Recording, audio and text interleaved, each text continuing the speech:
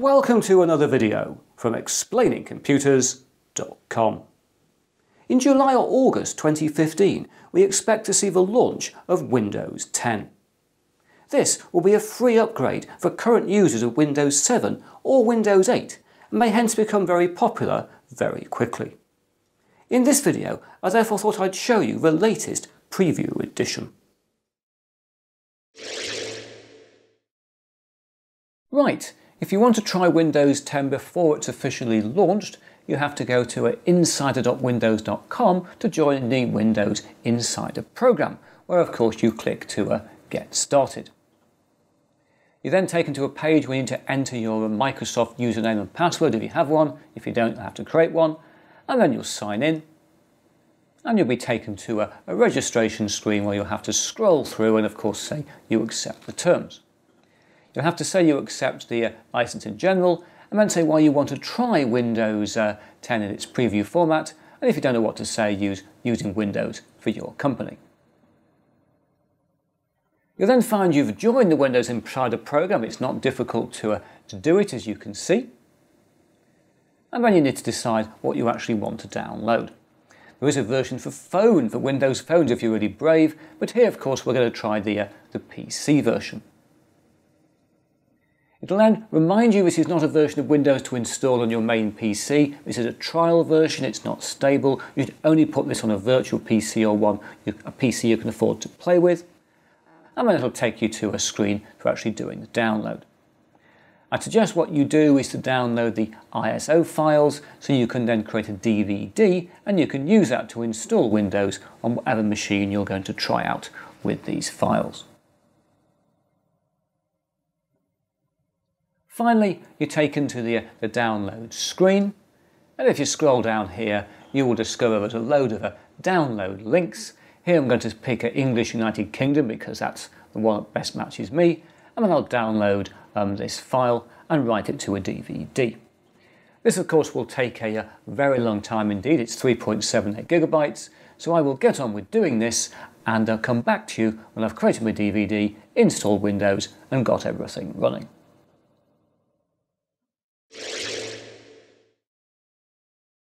Okay, well here we are booting up Windows 10, loading the operating system as the PC is telling us.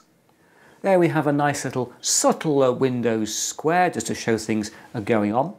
It's worth pointing out that this operating system hasn't been optimized yet, we haven't got all the right drivers yet, and I'm not running on the latest hardware, so you mustn't hold any of the performance here against what the final system will be like. But here we are, we've arrived in the program. It's got its splash screen on the front there, get rid of that. And I need to put in my password because I haven't set things up, so I haven't got to put a password in yet. Let's do that. And here we go, accessing Windows 10. And here we are on the desktop. As you can see, I've booted this already. I've written a sticky note over there, and I've installed Google Chrome. I think, as you probably know, it's actually the law to install Google Chrome on any new computer you can install it on. And there we are, Google Chrome works, proving we must have a working computer. However, probably the most important thing about Windows 10 is not the fact I've installed Google Chrome, but that down here on the taskbar at the end we have a start menu. There it is, look. I'll bring it up twice because it's so exciting. We have a start menu which, as you can see, is a sort of hybrid. Here we've got the ability to run programs from the start menu. You might say, well, what's so amazing about that? Well, of course we couldn't back in Windows 8. But now we can on Windows 10. We can look at recent applications, we can look at all applications and run them from this list as we wish. But we've also got the Metro style tiles, which we had on the Metro screen on Windows 8, that horrifically schizophrenic operating system. Where were you? Were you on the Metro screen? Were you on the desktop? It was an absolute mess. Now those two things have come together, so we can run things from these tiles. We could say run up the weather. There's the weather look. What's the weather going to be? What is the weather now? Oh, it's going to, looks like we're going to get some light rain. Anyway, we've run up that application, but we could also run things from, as I said, the actual start menu. We could find, for example, Internet Explorer. I've already launched Google Chrome, so it's only fair, I guess, to run Internet Explorer. That actually works as well. As you can see, the edges of our windows are very, very clean in Windows 10, or very minimalistic depending on your point of view. We can resize them, but they aren't wasting any space with edges or borders here, which I guess is to save screen estate on different devices, and it's quite a clean look. Now, I've launched here Chrome and Internet Explorer, but we also have in Windows 10 another browser. We can find it here on our menu, Project Spartan, or it's here as a tile. Let's launch it from a tile. This is Microsoft's latest browser. It's designed to do all sorts of exciting things.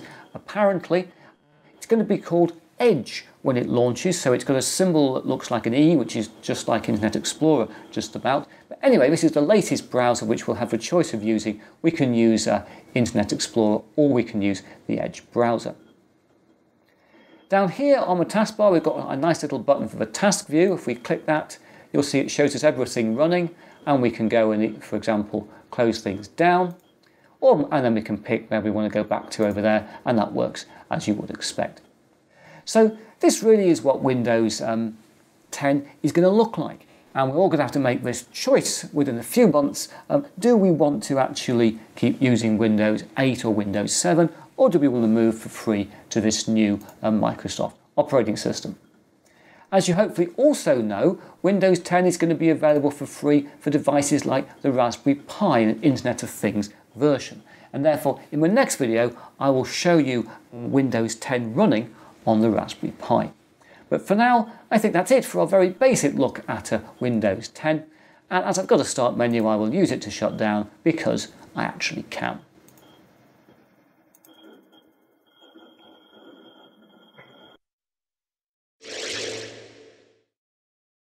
As we all know, every other version of Windows is a classic, and following the relative disaster of Windows 8, Windows 10 looks like it may well continue in the classic trend. So, will you be installing Windows 10 to replace Windows 7 or Windows 8? Or maybe you are waiting for Windows 9, which has somehow disappeared into the ether. If you've got something to say about the future of Windows, please leave us a comment down in the comment section down there or over there or wherever it is on your device. But now that's it for another video, and I hope to talk to you again very soon.